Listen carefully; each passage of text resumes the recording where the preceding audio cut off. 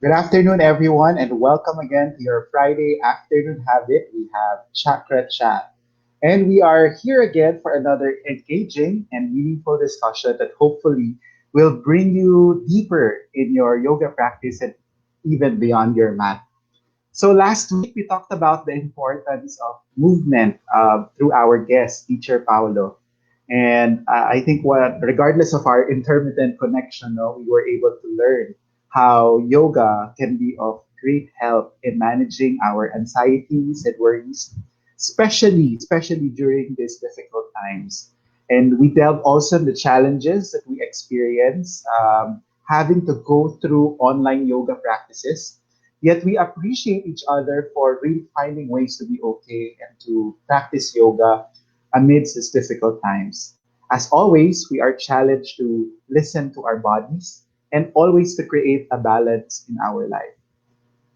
This afternoon seems to be like a continuation of our discussion last week on movement. You know, yoga is not just about movement and breath, no? A good portion of our yoga practice is meditation, being aware of what's within us. And so we are very, very happy to talk about our topic for today, which is how to create meditation practice, no, considering this time. So our guest was introduced to yoga principles and philosophy by his mother at a very young age. And he has since studied and practiced various forms of meditation and spiritual modalities. He sincerely believes that if everyone practiced yoga, the world would be an even better place.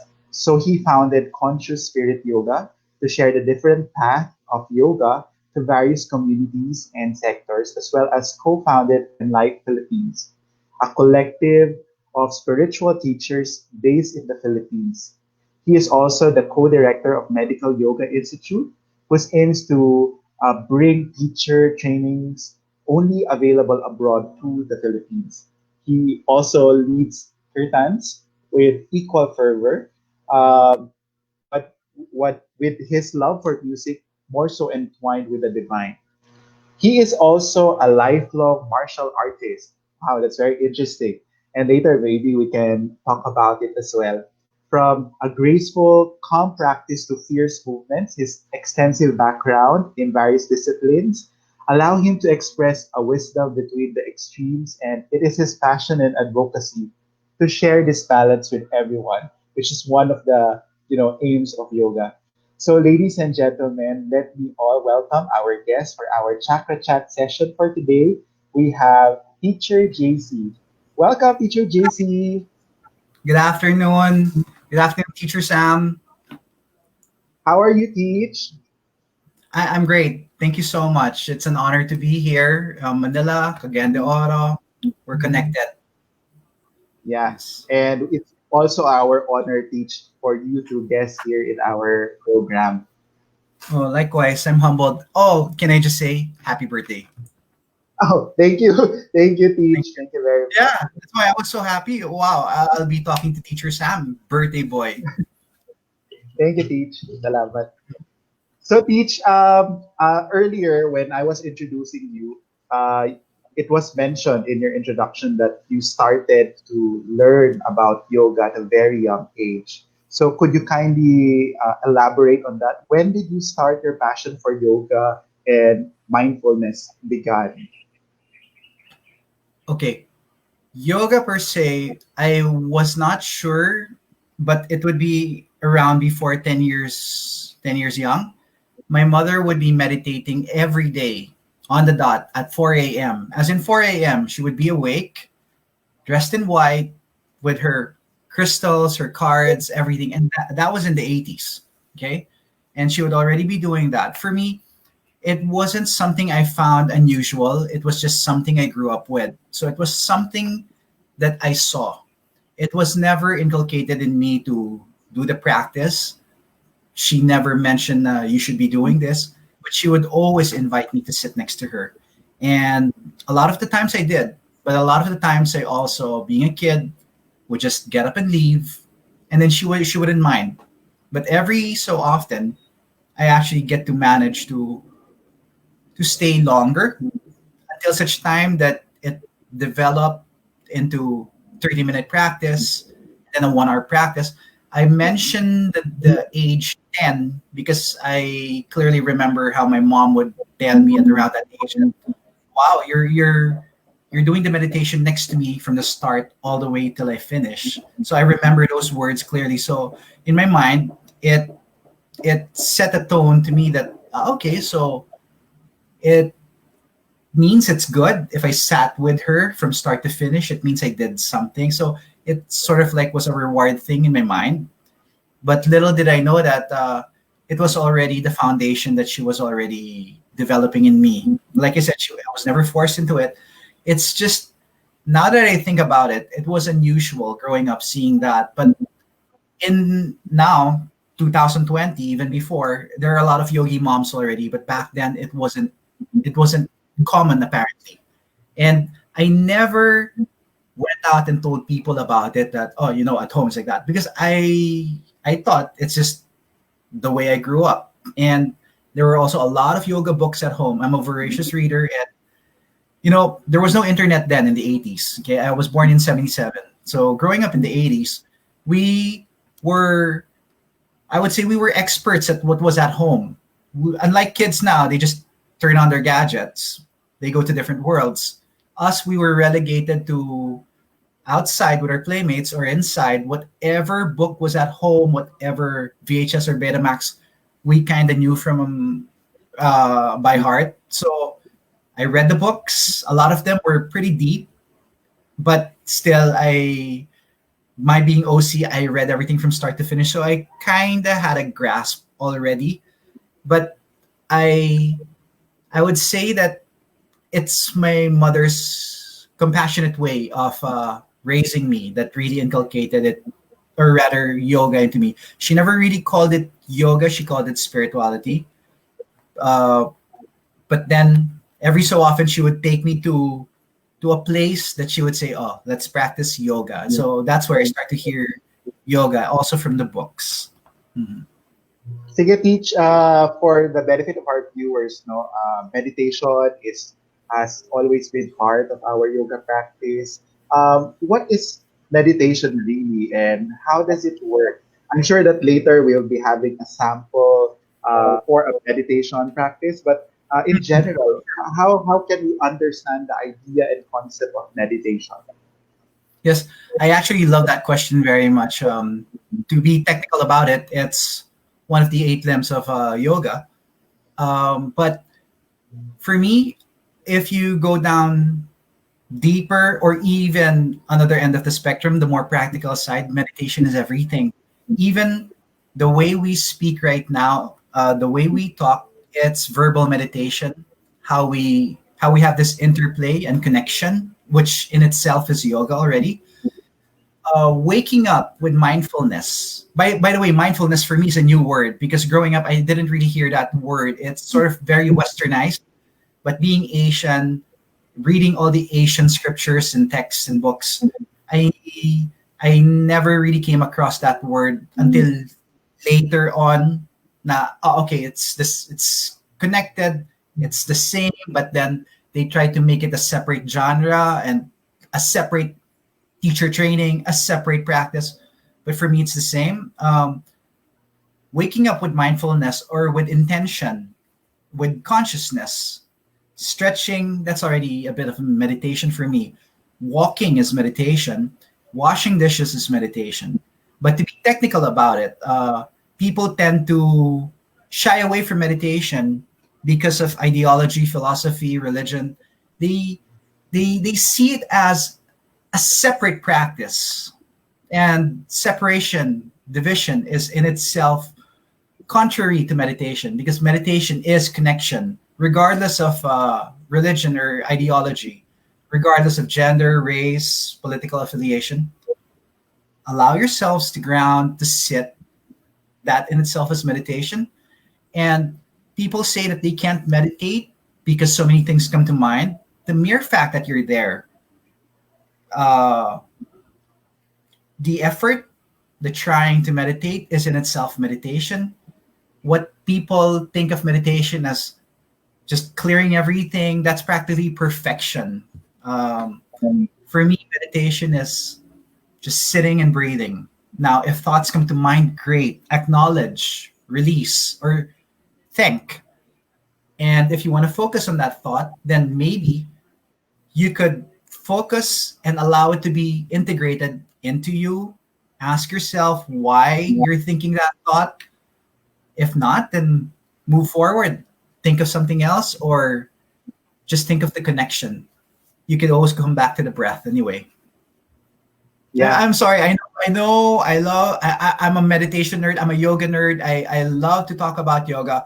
I try not to be technical about it, but because of everything I've been raised to believe in and to believe and the things I believe in, everything I've read and studied, it's just all there. Yeah.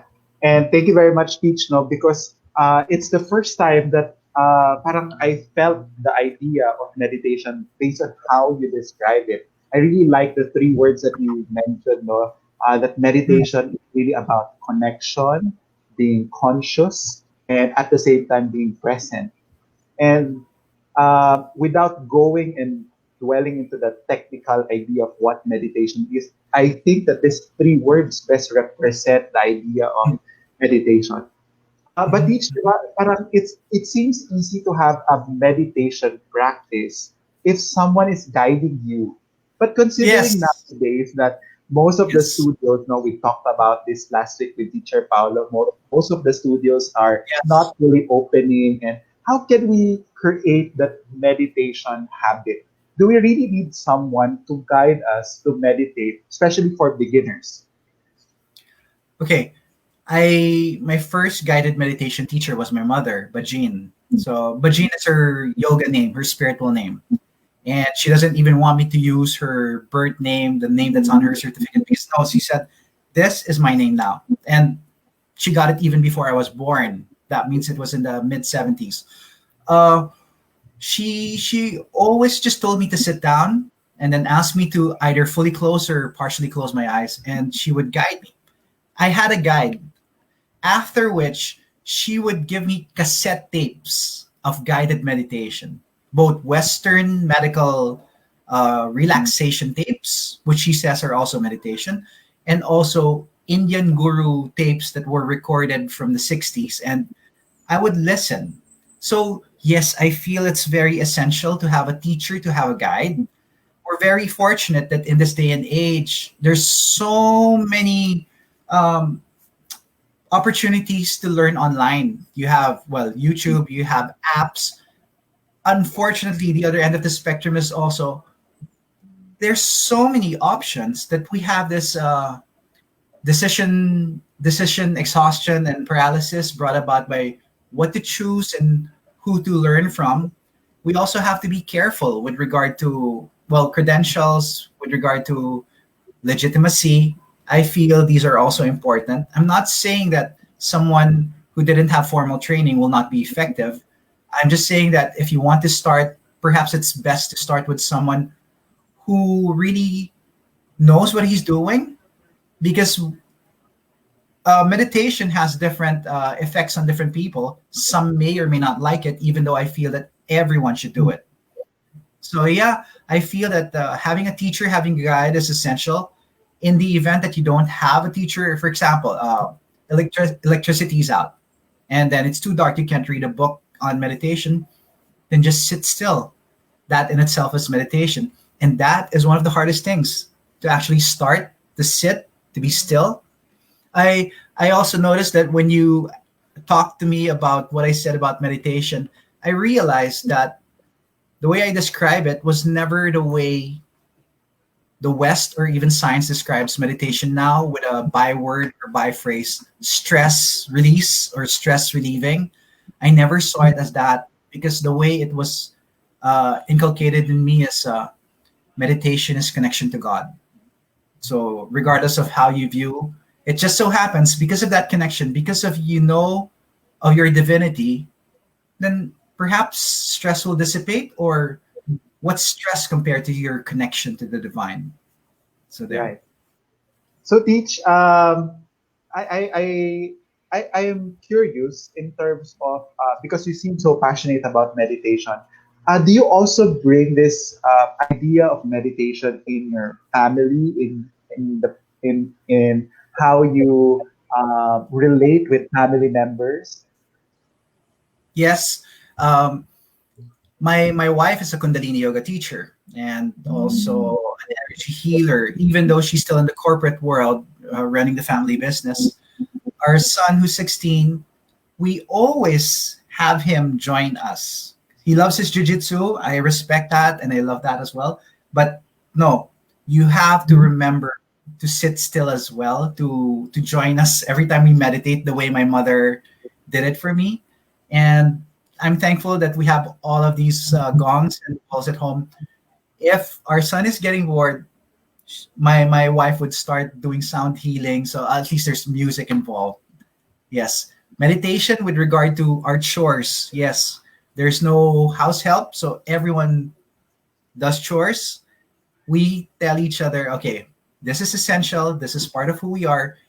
This is your meditation. Wash the dishes, wash the clothes, but you do it with intention. Otherwise, sounds corny, sounds new agey or tree hugging, but this is who we are. And we always say that when we prepare the clothes, when we prepare the food, there should be proper energy and proper consciousness behind it as well. Yeah. Wow, amazing! I'm amazed on how you incorporate the idea of meditation in your daily proceedings in at home. No, Teach, you mentioned earlier that you use cassette tapes at the Yes. very beginning, at the initial Yes. part when you were still learning how to meditate through your mother. Um, Mhm. Considering that there are podcasts now, YouTube, and a lot of applications, do you advise our practitioners to subscribe on online applications for them to be guided? No, and what are the advantages and the disadvantages of meditation using these online tools? Oh, yeah, very good question.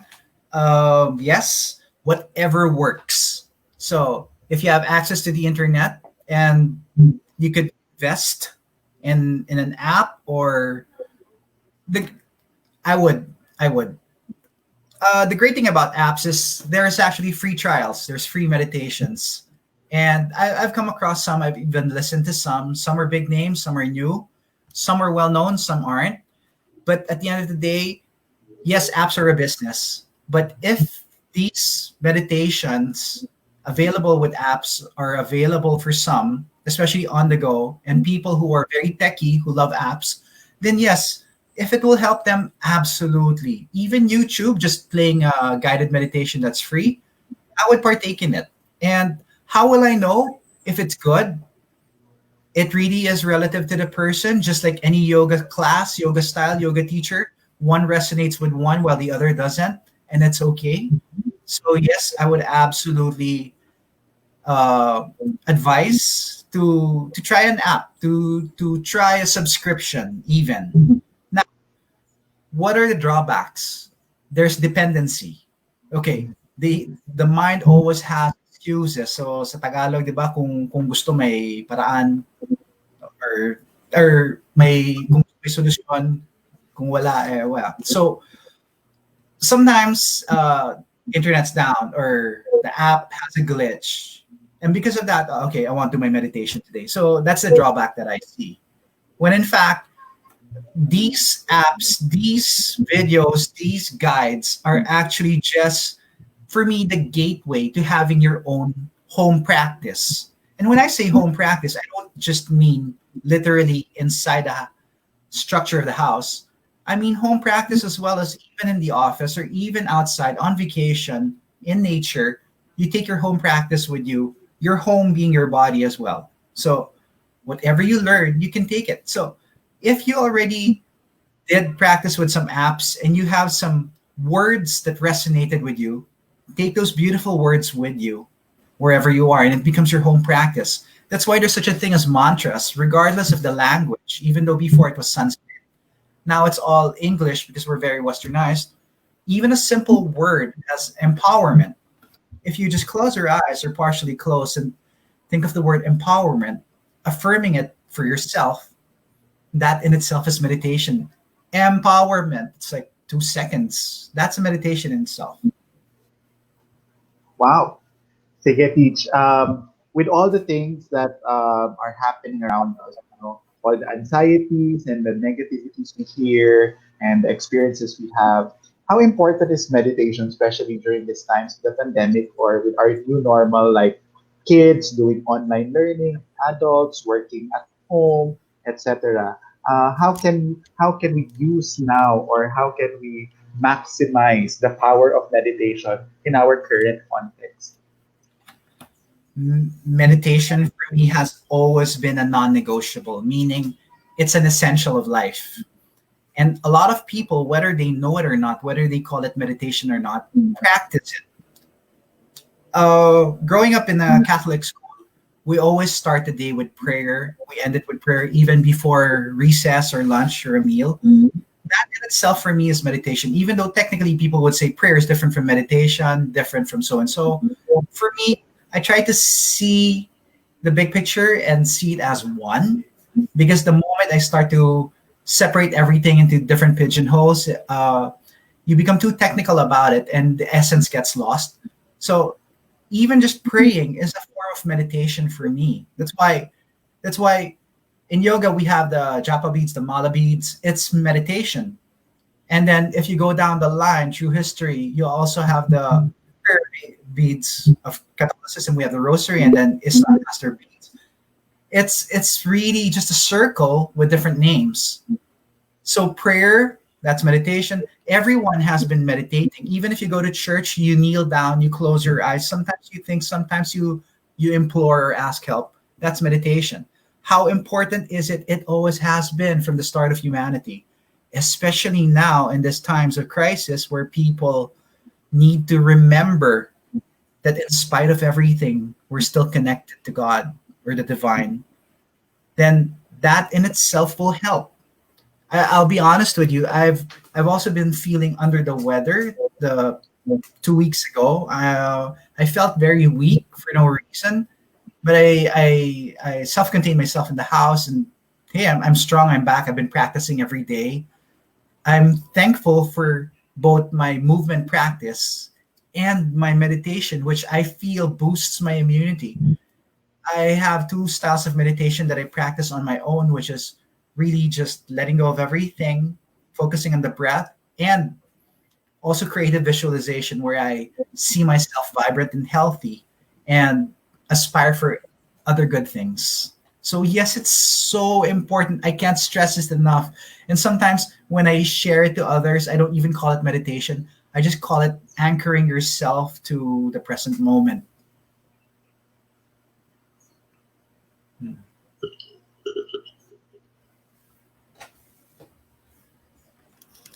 Teach. Yeah, Hello? I'm here. Yeah, I'm good. Hi, Teacher Sam.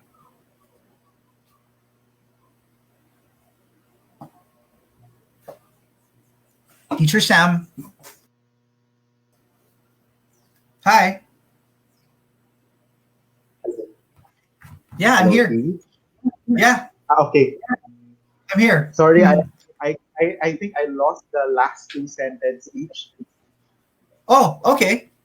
No, I just said that it's really, really important, especially now, even if there's a pandemic or not, but more so now because we need to boost our immunity, and it really helps. Meditation is not just physical, it may be mental, but it's really connected to everything emotional, physical, and spiritual, most of all.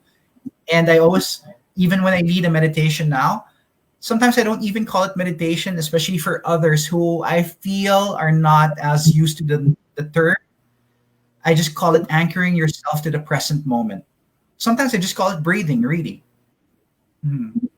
Yeah. So, yeah, Teach, we have a question here from Teacher XT. He's watching online. He said here, how much meditation a day is enough? Oh, very good question, Teacher Seven. How much is enough for you? Because only you can answer that, and only you will know. But for me, especially back then when I was in the corporate world, just having those 5 minutes of grace by yourself with yourself will prepare me enough for a meeting. Now, before a yoga class online, I ground myself. That's why even back then, before the pandemic, going to studios or going to communities, I make sure I'm more than 30 minutes early so that I could be with myself just sitting down. The time is really relative to how you feel at the moment. If you're so stressed, if you really went through a lot the whole week, perhaps it may take more. But perhaps you're so used to the practice that even just a minute would be okay. Because everything changes if you allow it to. And it's really the mind. It's so powerful. Right. And I agree, no, teach, especially in our previous episodes, a lot of teachers now, especially those who are doing rocket yoga or vinyasa, now are practicing more on meditation because that's really what they needed at that moment. And I think it's very important to emphasize that idea that it will really depend on our current context and how we feel, on how our body feels at the moment. And it's very important for us to be aware, what we really need at that moment. Yeah. Teach, I just have a curious question, though.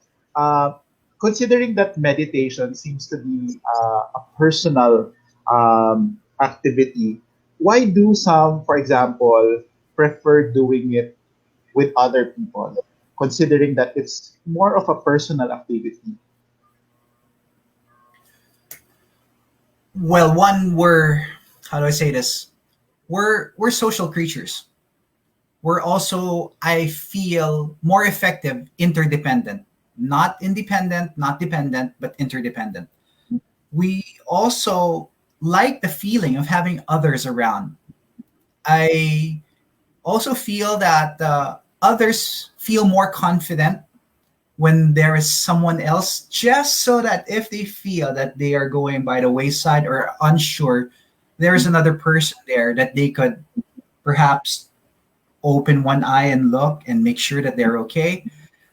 It's also, actually, there's so many things, a feeling of community. And we're well, for me, we're Filipino, we're raised in a family that's supposed to be close, or close rather. And it also transcends to whatever we do. Yes, meditation is a personal practice, just like yoga asanas. It's a personal practice, really, even though you do it in a studio with other people.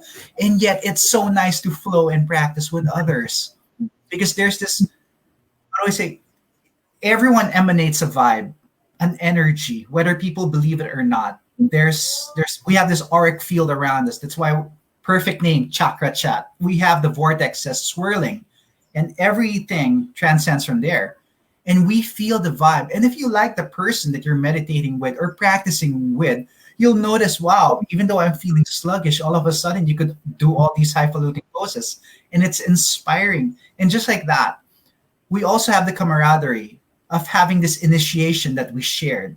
The two of you, or even more, sitting down together afterwards, when you break bread, share a meal, or even just a simple conversation, you have this connection that's unexplainable. And for me, that's what life is. It's about coming here, learning about everything, and connecting with everyone. Not to say that everyone will agree with what you resonate with, but at the end of the day, if you resonate with someone, just one, and it inspires that person, then you've done your job.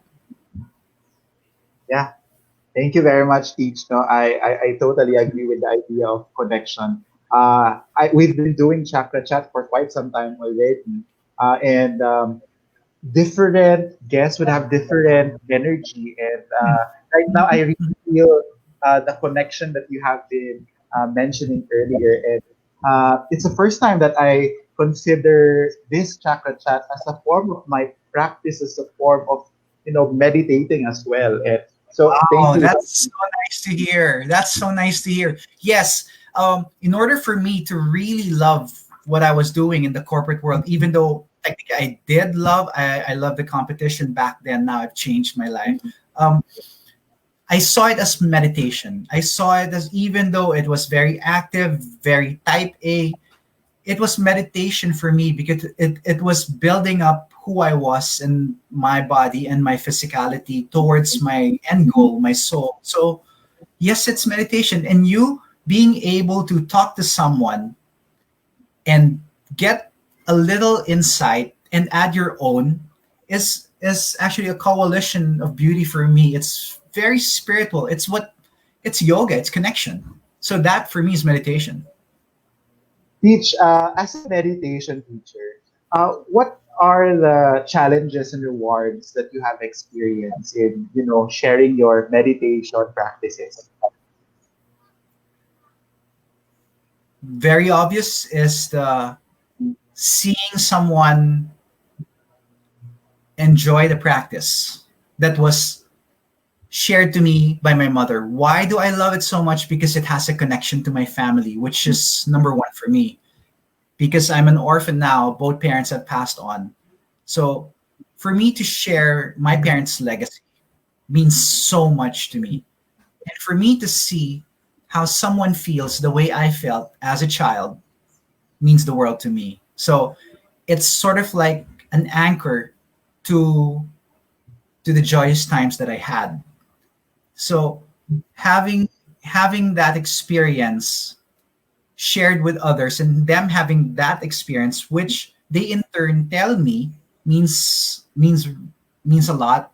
And what's even cooler is sometimes they share it with their spouses, boyfriends, girlfriends, partners, children, and they tell me, oh, my son was able to sit with me and I was able to explain. These little things mean so much to me. Also, um, what people don't realize is that when a yoga teacher guides, that teacher also gets to ground himself in practice. And sometimes it's so funny as a teacher, sometimes you get so carried away. Oh, I'm supposed to speak because you were already meditating on your own as well with them because the vibe was so strong and beautiful. So that in itself is another benefit. The challenges are, hmm, how do I say this? Challenge. I don't call things problems. I call them projects. Projects to not overcome, but projects to accomplish. When a person is very hesitant to meditate in class, that's okay. As long as that person is there, that's already a challenge for that person. For the person not to meditate, it's just like people who don't do shavasana. You see that all the time in class. All of a sudden, they stand up, they go out, they fidget, they do whatever. Which for me is also another form of meditation, shavasana. It's okay. Some people get irritated or bothered because they're shuffling and all. Then that person who gets irritated should also remember their own meditation. Everything really is teaching you a lesson, and the challenges are actually my teachers reminding me that that person is in that particular journey of his yoga. Perhaps if he comes back next time, he will stay or sit longer in meditation. If not, he still came back, which means he's on a journey to find himself and want to be a better person. Everything's okay. That's all. Yeah. Thank you, Teach. Teach, Thank you. I'm also curious about, there are a lot of organizations that you are involved in, but earlier before we went live, you mentioned about Medicale Yoga Institute. Could you Yes. kindly tell us more about it? Shout out to my co-director Biel Olegario. She and I put up Medicale Yoga Institute because she loves yoga so much. When she trained in India in indoor, she brought her yoga therapy back here. We try to connect her medical practice, being a physical therapist and osteopath. She wanted the physical aspect of yoga to be connected to the spiritual practice, which I always talk to her about the meditation and the spirituality and the philosophy. So we said, let's make our curriculum powerful enough so that both medical practices and spiritual practices are there in one training. And so far, we've been very happy because we have been able to conduct a 200-hour vinyasa teacher training for medical professionals, meaning doctors, nurses, therapists. Yes, the first one was only for those with a diploma in in medical field. We wanted that because we have a lot of doctors coming in class, and we also know a lot of students who come to class saying that they came because doctors recommended it to them. So we wanted to make sure that doctors knew what they were saying or doing with regard to yoga, because for all we know, a pregnant lady may all of a sudden enter a rocket yoga class or an Ashtanga yoga class. So we want to make sure doctors know enough to share yoga. And then we've also had yoga therapy, professional yoga therapy, and enhanced hatha class where we focus on taking care of the body. We've had pre and postnatal yoga. The first, that's 100 hours Yoga Alliance certified. We've also had conscious yin and meditation. So pretty stoked about it. I'm very happy about it. But initially, I wanted to put up my own yin yoga teacher training, and I was talking to teacher VL that she will be the anatomy teacher. And then teacher VL was going to put up her own teacher training, and she already told me that I will be the philosophy teacher. And then we forgot about it, but we're friends, so we always keep in touch. And then lo and behold, she just said, "Why not put it up together?" And that's how it started, really. Yeah. Amazing. I am interested to know, no, parang when I had my yoga teacher training, siguro pag puro doctors yung kasama mo, parang yung anatomy section is a breeze to them. That was the hardest for me. Exactly. That's the reason it's separate. People are asking, I can handle it even if there are other medical professionals. But the curriculum was based on the fact that they already knew a lot of these things. And it was just to augment what they already know and then add yoga into it. You got it exactly.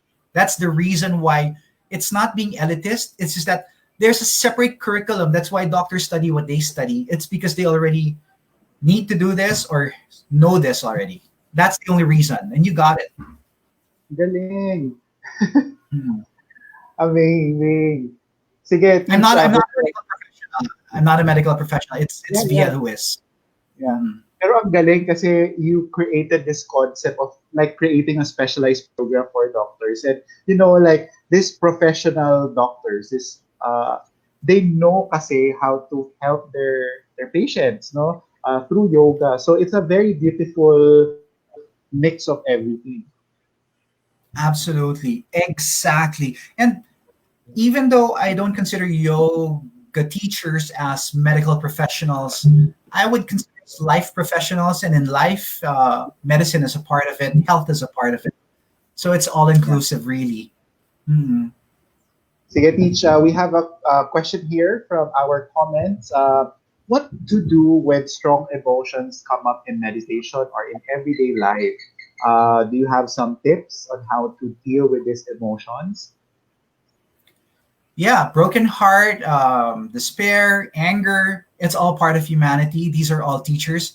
I just I won't lie because I used to be very temperamental, very hot tempered, very type A also. Almost a perfectionist that I, sad to say, I expected the same from others, especially in an organization.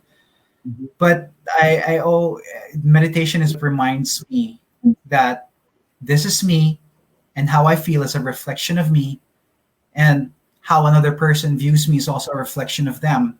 And these things are I'm reminded of during meditation, because the moment I expect something from someone shouldn't be, because their journey is different. Even though in an organization sometimes expectation is crucial, these emotions that get to me, I'm thankful that it was inculcated in my mind that my mother would tell me that is your teacher, and I never got it as a child because it's not a person. It's a feeling.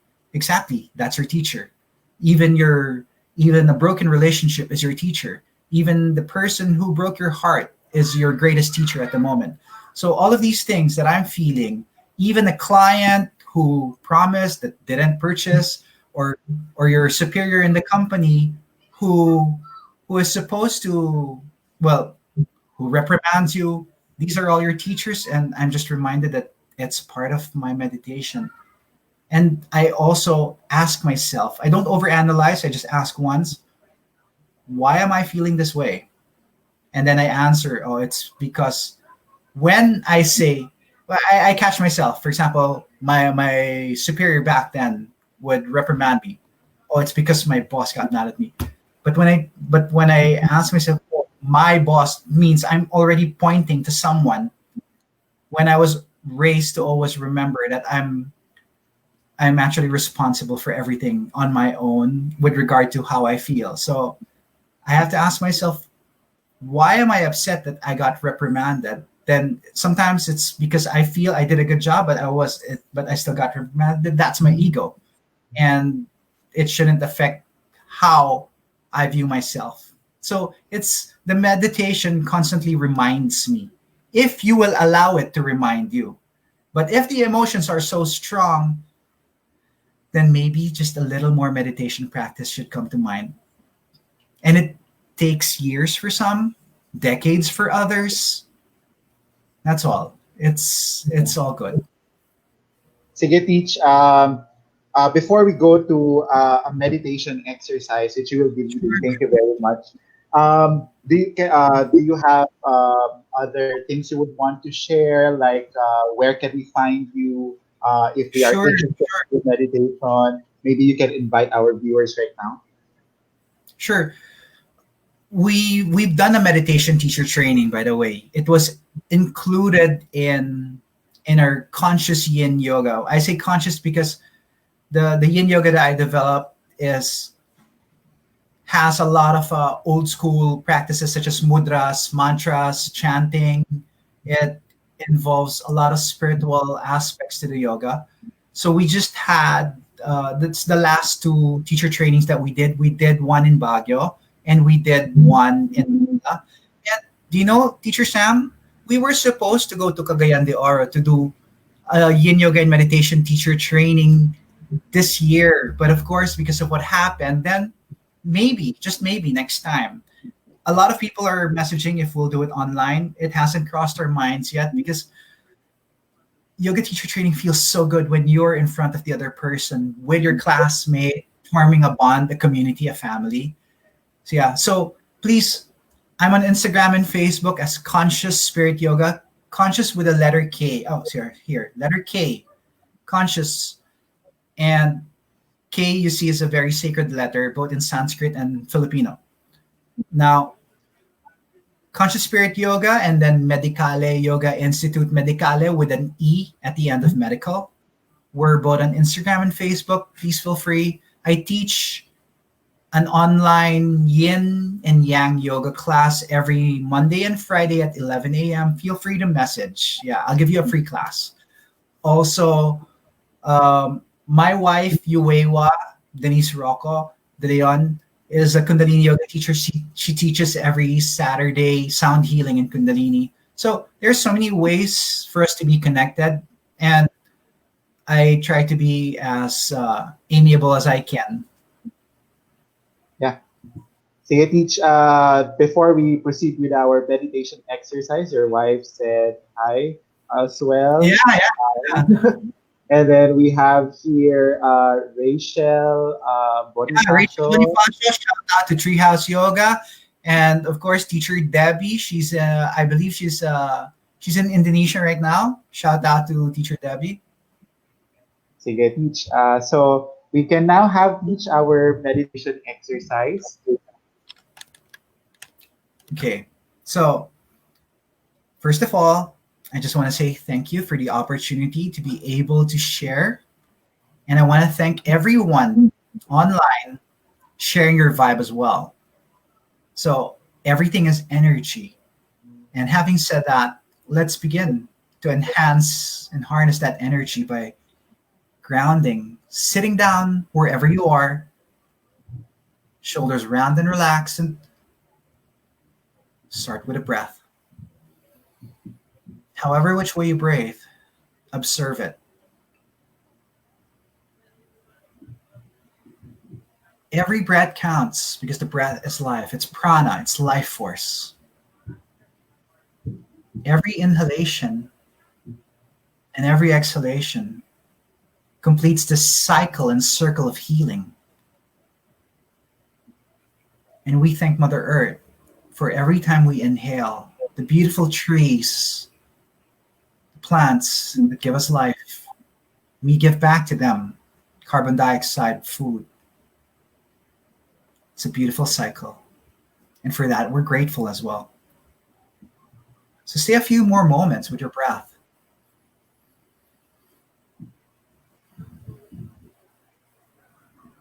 Allow me to give you some tips while you're breathing. Inhale with the nostrils. And if you can, exhale with the nostrils as well.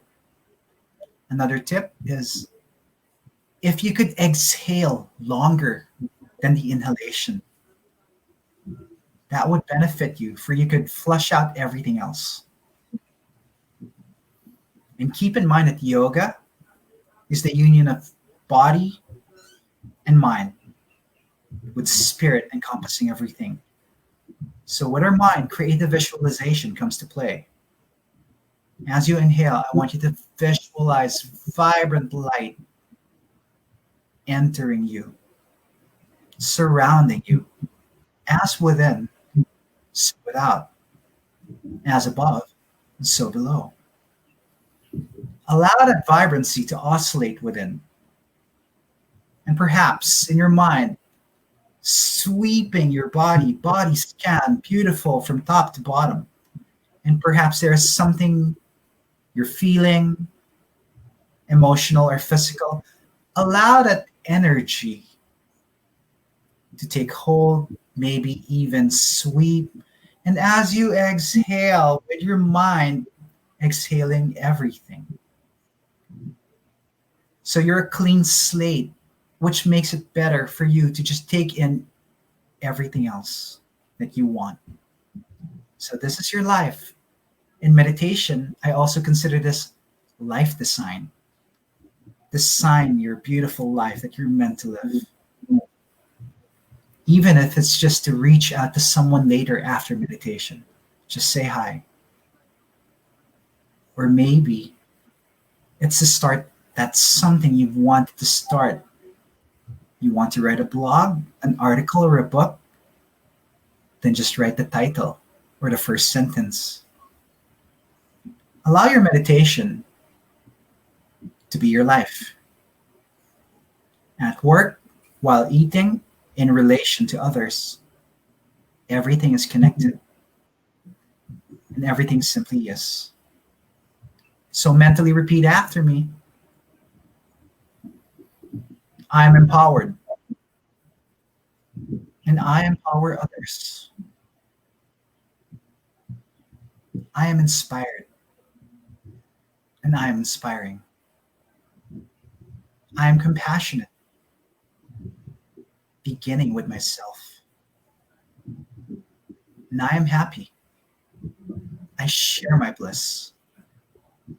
I am love. I give love. I receive love.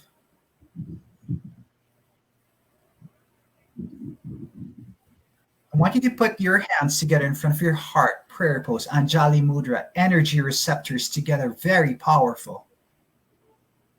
And I want you to make another intention or a sankalpa, but this time, I want you to think of someone else. Allow your meditation to be other-centered for this moment. And I want you to project that person with healing energy, whether they know it or not. See that person happy, stellar, and amazing.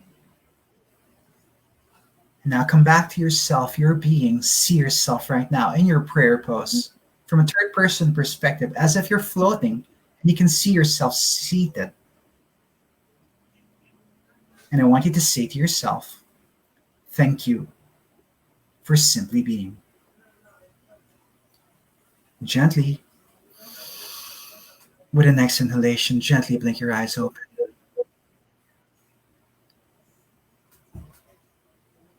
Good afternoon, Chakrachat. Thank you I very am much. Namaste, Thank you so. teach.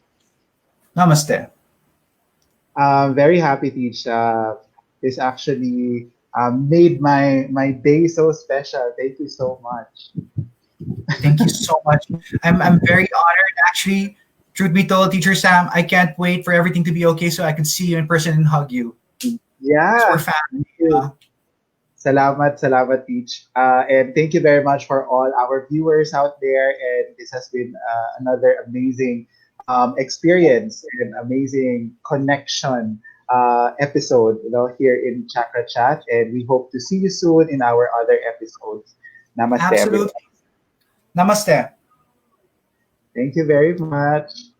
Thank you and shout out to everyone